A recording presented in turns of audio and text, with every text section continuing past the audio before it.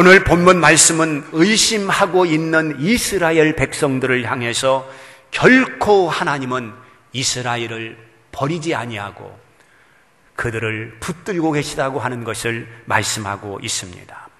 오늘 하나님께서 주시는 말씀을 통해서 하나님께서 약속한 그 말씀을 다시 확인해 보려고 하는 것입니다.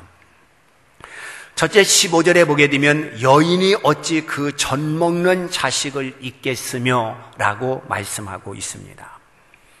자기가 낳고 자기가 젖을 먹이는 자식이라고 한다면 그 자식을 어찌 그 어미가 잊을 수가 있겠습니까?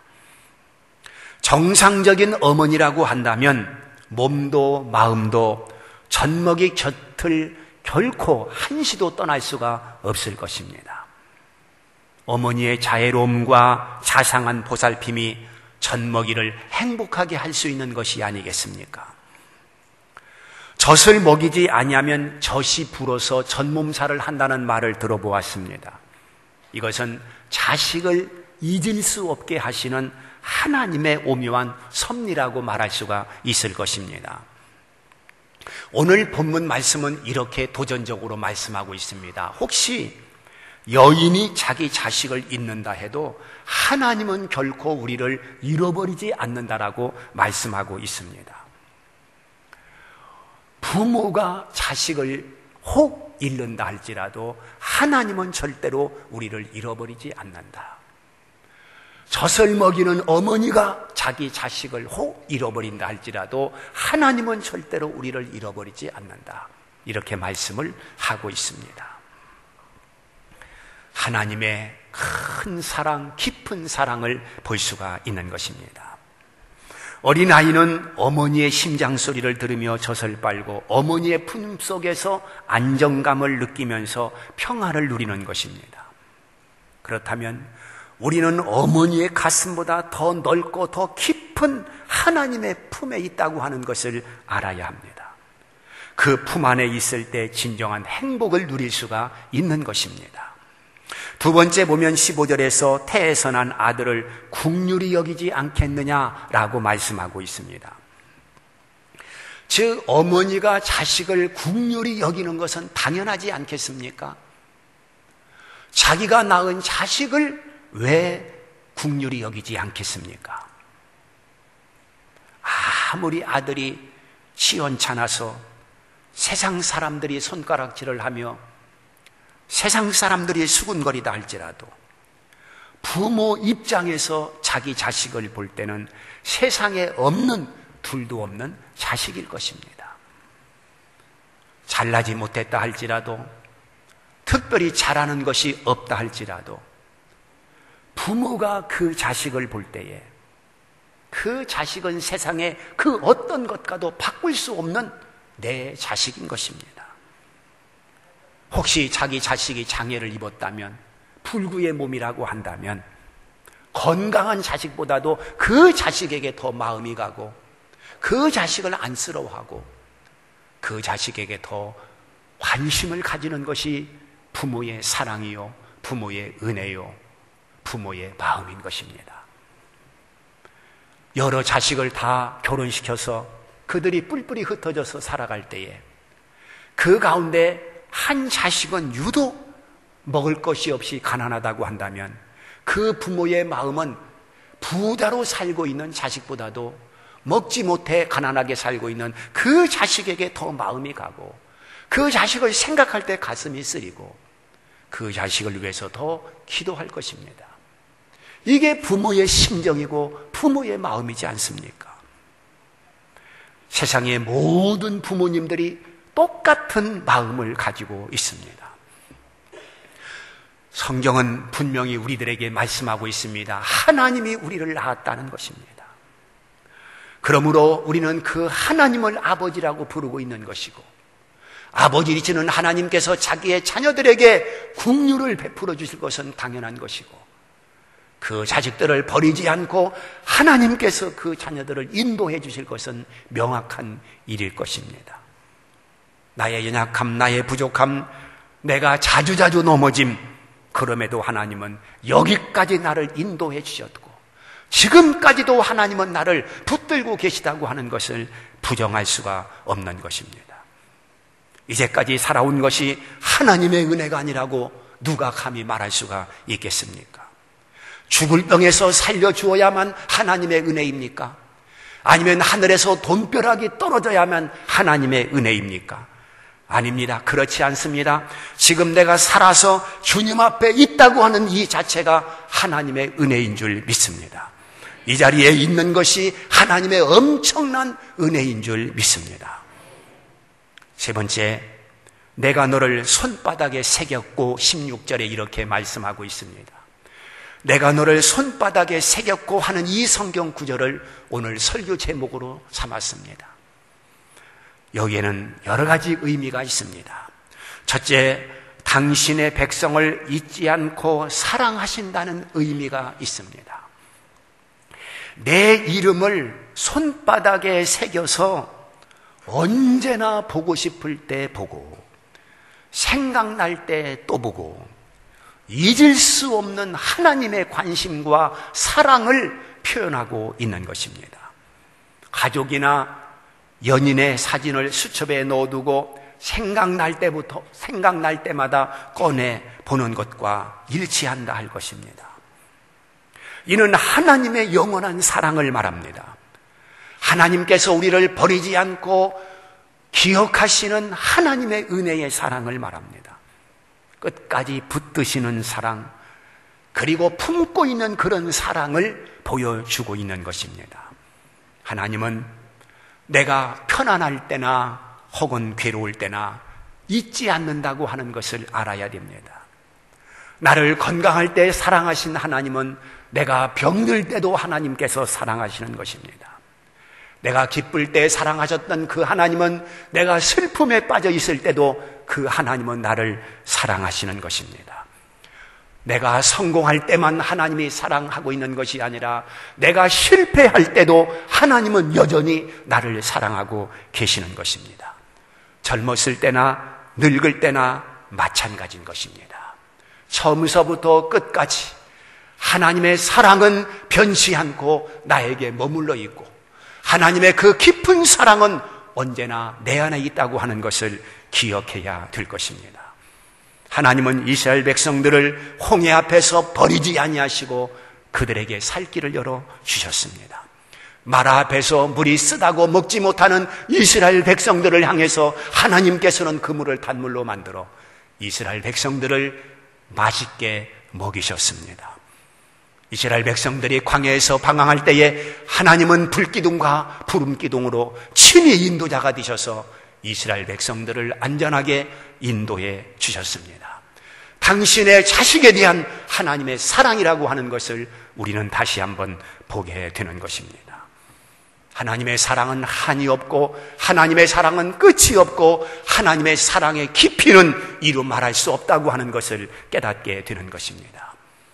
그리고 두 번째, 손바닥에 새겼다는 의미가 무엇이겠습니까? 이것은 하나님의 손으로 지었다는 의미인 것입니다.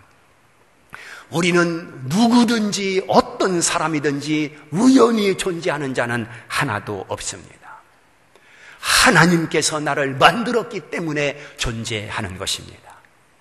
이사야 43장 1절 말씀을 보게 되면 야곱아 너를 창조하신 여호와께서 이제 말씀하시느니라. 이스라엘아 너를 조성하신 자가 이제 말씀하시느니라. 너는 두려워 말라. 내가 너를 구속하였고 내가 너를 지명하여 불렀나니 너는 내 것이라. 할렐루야. 여러분, 하나님께서 나를 창조했다는 것입니다. 하나님께서 나를 조성했습니다. 나를 꾸몄습니다. 나를 만들었습니다. 그 하나님께서 말씀하십니다. 내가 너를 지명해서 불렀다는 것입니다. 바로 이 자리에 있는 것은 하나님께서 지명해서 여러분들을 불렀기 때문에 오늘 이 자리에 있는 것이지 우연히 이 자리에 있는 것이 아니라 그런 말입니다. 하나님이 불렀기 때문에 오늘 내가 신자가 됐고 장로가 되고 목사가 되고 집사가 되고 권사가 되고 이 엄청난 은혜를 받았다는 뜻인 것입니다. 그래서 시편 8편 3절에 주의 손가락으로 만드신 주의 하늘과 주의 베풀어 주신 달과 별들을 내가 보오니 이렇게 고백하고 있습니다. 주님의 손가락으로 하늘을 만들고 별을 만들고 달을 만들고 나를 만든 줄 믿습니다.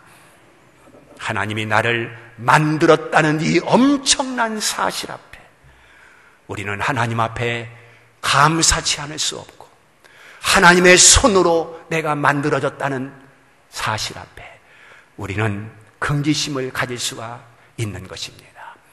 하나님께서 손으로 나를 지었고 하나님의 걸작으로 나를 만들었기 때문인 것입니다. 그러면 하나님이 왜 나를 만들었을까 하는 질문입니다. 하나님이 나를 왜 만들었을까? 하나님이 나를 왜 예수 믿게 하셨을까? 하나님이 왜 나를 하나님의 자녀로 특별히 선택해 주셨을까? 거기에는 어떤 분명한 뜻이 있을 것입니다. 왜냐하면 하나님은 계획을 가지고 사람을 만드십니다. 하나님은 뜻을 가지고 나를 만들었습니다. 다시 말씀드리면 나를 하나님께서 만드셨을 때에 반드시 목적을 가지고 나를 만드신 것입니다. 그러면 나를 통해서 하나님께서 원하시는 것이 무엇이겠습니까? 이사야 43장 7절에서 그 대답을 하고 있습니다. 무릇 내 이름으로 일컫는 자 곧 내가 내 영광을 위하여 창조한 자를 오게 하라. 그들을 내가 지었고 내가 만들었느니라. 내 이름으로 일컫는 자 곧 내가 내 영광을 위하여 창조한 자를 오게 하라는 것입니다. 그들을 내가 지었고 만들었다는 것입니다. 즉 이사야 선지자를 통해서 분명히 우리들에게 밝혀주고 있는 것은 하나님의 영광을 위해서 우리를 존재케 하시는 것이고, 하나님의 영광을 위해서 하나님께서 나를 만들었다는 놀라운 사실인 것입니다.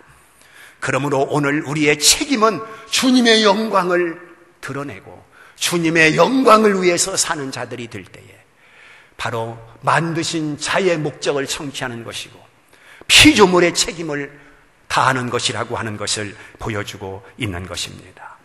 그렇다고 한다면 내가 무엇으로 주님께 영광을 돌려야 되겠는가를 고민하며 살 수 있는 성도들이 되어야 되겠습니다.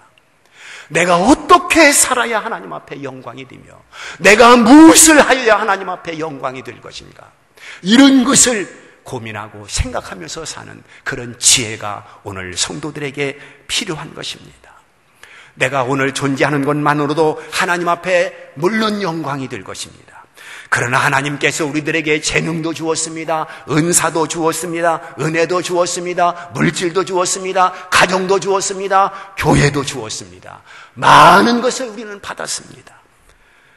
그 받은 것을 가지고 하나님 앞에 영광을 돌릴 책임이 오늘 우리들에게 있는 것입니다. 세 번째, 너를 내 손바닥에 새기겠다는 말씀의 의미가 무엇이겠습니까? 이것은 하나님의 보호를 의미하는 것입니다. 하나님의 보호. 요한복음 10장 29절 말씀을 보게 되면 저희를 주신 내 아버지는 만유보다 크시며 아무도 아버지 손에서 빼앗을 수 없느니라고 말씀하고 있습니다. 하나님은 만유보다 크시기 때문에 그 하나님의 손에서 뺏을 자가 없다는 것입니다. 이사야 43장 아까 1절을 봉독해 드렸습니다. 이어서 2절에 이렇게 말씀하고 있습니다. 내가 너를 구속하였고 내가 너를 지명하여 불렀나니 너는 내 것이라. 내가 물 가운데 지날 때에 내가 함께 할 것이라. 강을 건널 때에 물이 너를 침몰치 못할 것이며 네가 불 가운데로 행할 때에 타지도 아니할 것이요 불꽃이 너를 사르지 못하리라. 이렇게 말씀을 이어하고 있습니다. 우리가 세상에 살면서 물과 같은 환난이 있습니다. 불과 같은 시련이 있습니다. 이럴 때 하나님께서 모른 척하지 아니하고 외면하지 아니하고 우리를 보호해 주신다는 약속된 말씀인 것입니다. 우리는 이 말씀을 붙들고 새 힘을 얻을 수 있지 않습니까? 하나님의 이 약속된 말씀을 붙들고 우리는 다시 용기를 가질 수가 있는 것입니다. 주님의 손은 위대한 손이십니다. 능력의 손입니다. 사랑의 손입니다. 하나님의 손은 창조의 손인 줄 믿습니다. 그 손이 나를 붙들고 있다는 것입니다. 그 손이 나를 지키고, 그 손이 나를 건지고, 그 손이 내가 넘어졌을 때 다시 일으켜 주시는 그 손이 되는 것입니다. 바로 주님의 손에 내 이름이 있습니다. 주님의 손에 내가 있다는 말입니다. 그 다음 네 번째, 손바닥에 새겼다는 뜻은 하나님의 주권 안에 있다는 것을 의미하는 것입니다. 우리가 하나님 손 안에 있다는 말입니다. 우리의 본적은 하나님의 손바닥이요, 우리의 현주소도 하나님의 손바닥이다. 무슨 말이냐 하면 과거도 현재도 미래도 우리는 하나님의 손아 위에 있는 자들인 것입니다. 하나님의 자녀들은 언제 어디에 있어도 하나님의 손 안에 있는 자들인 것입니다. 하나님의 손 안에 있는 것이 구속이라고 생각하지 마십시오. 하나님의 손 안에 있는 것이 자유의 유린이라고 생각하지 마십시오. 하나님의 손 안에 있다는 것은 하나님의 주권이고 하나님의 보호고 하나님의 인도하심이라고 하는 것을 우리는 깨달아야 되는 것입니다. 요나를 보십시오. 하나님의 낯을 피하기 위해서 다시스로 도망질을 했습니다. 어리석은 도망자였습니다. 그는 배 밑에서 모든 것이 다 끝난 것처럼 느긋하게 잠을 자고 있었습니다. 그러나 어찌 하나님의 손아귀를 벗어날 수가 있겠습니까? 하나님은 태풍으로 가는 길을 막았습니다. 잔잔하던 바다가 노도강풍으로 결국 요나를 붙들어 하나님의 원 계획대로 니느웨 땅으로 보내는 것을 볼 수 있습니다. 그가 니느웨 땅에 간 것은 자기가 원해서가 아닙니다. 자기가 좋아서가 아닙니다. 자기가 이제 그 길로 가겠다고 서원해서가 아닙니다. 하나님께서 이끌었기 때문에 그는 가야 했던 길입니다. 그러므로 오늘 우리는 세상에서 내 마음대로 사는 것 같지만 내 마음대로 살 수가 없는 나라고 하는 것을 알아야 됩니다. 내 마음대로 살 수 있으면 누가 가난하겠습니까? 내 마음대로 살 수 있으면 누가 병들겠습니까? 내 마음대로 살 수 있으면 누가 사고를 내겠습니까? 그러나 내 마음대로 할 수 없기 때문에 우리는 섭리 앞에 순응할 수밖에 없는 자들이 아닙니까? 아담이 선악과를 따먹은 후에 하나님의 낯을 피하기 위해서 동산 나무 사이에 숨었다고 했습니다. 어찌 하나님의 눈을 피할 수 있으며 어찌 전능자의 눈을 피할 수가 있겠습니까? 인간은 이렇게도 어리석은 발상을 할 때가 너무도 많습니다. 어리석음에 빠질 때가 너무도 많습니다. 우리는 하나님 앞에 지혜로운 자가 되며 믿음을 가지고 사는 자들이 되어야 되는 것입니다. 오늘 내가 하나님의 손에 붙들린 자라고 한다면, 어쩔 수 없이 하나님의 인도대로 따라갈 수밖에 없다고 한다면, 우리는 하나님 앞에서 앙탈을 부리거나 거부를 하거나 아니면 하나님께서 가고자 할 때에 내가 못 간다고 발부둥 치는 것이 아니라 순응하는 것이 지혜입니다. 순종하는 것이 믿음입니다. 그게 바로 축복된 길인 줄 믿습니다. 다섯 번째, 주의 손에 새겨졌다고 하는 것은 누구도 빼앗을 수 없고 또한 빼앗길 수 없다고 하는 것을 우리에게 말씀해주고 있는 내용인 것입니다.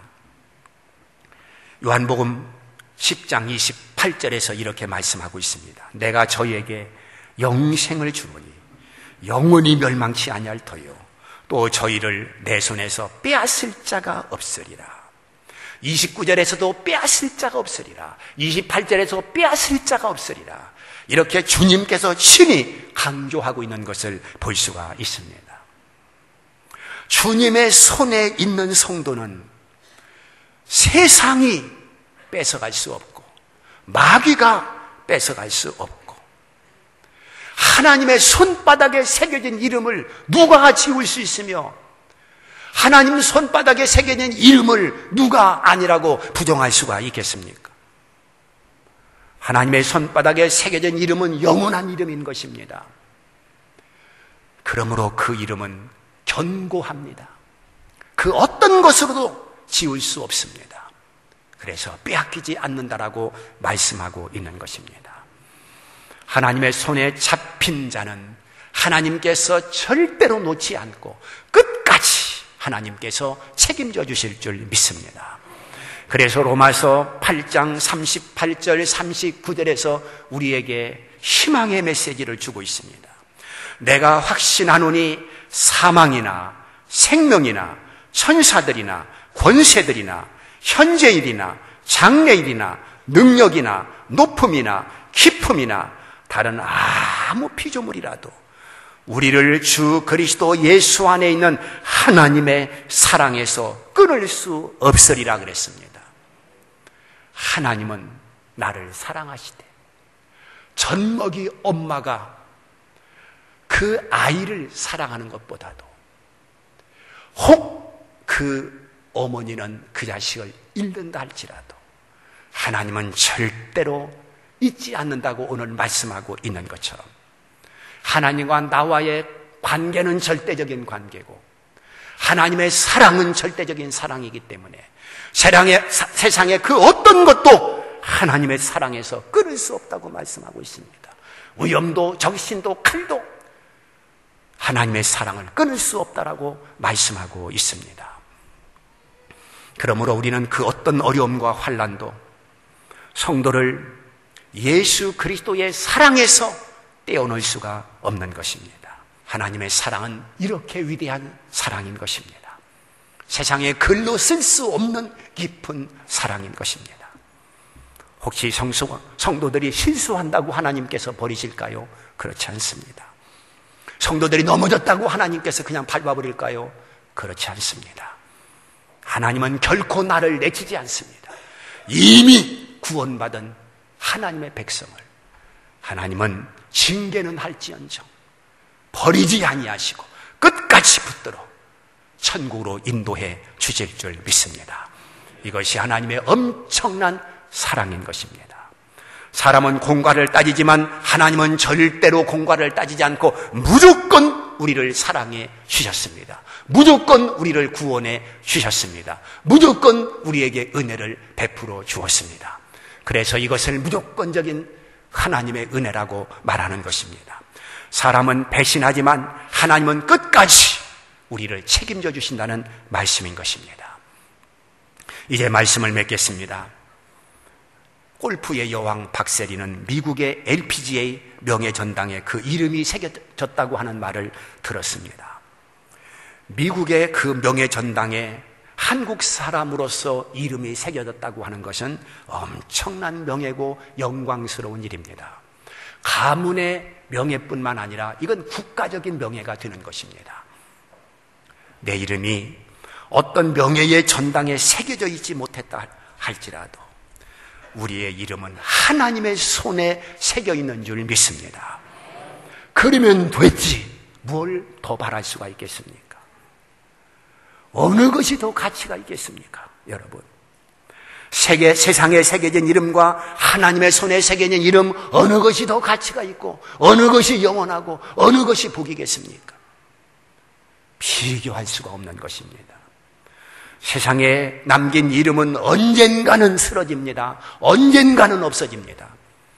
그러나 하나님의 손에 새겨진 이름은 영원할 것입니다. 이것은 누구도 뺏어갈 수 없습니다. 그 이름은 확실한 것입니다. 여러분과 저는 하나님의 손에 새겨진 이름들인 것입니다. 그래서 위대하다는 것입니다. 그래서 복되다는 것입니다. 이 엄청난 은혜 앞에 다시 한번 감사하며 주께 영광 돌릴 수 있기를 주의 이름으로 축원을 드립니다.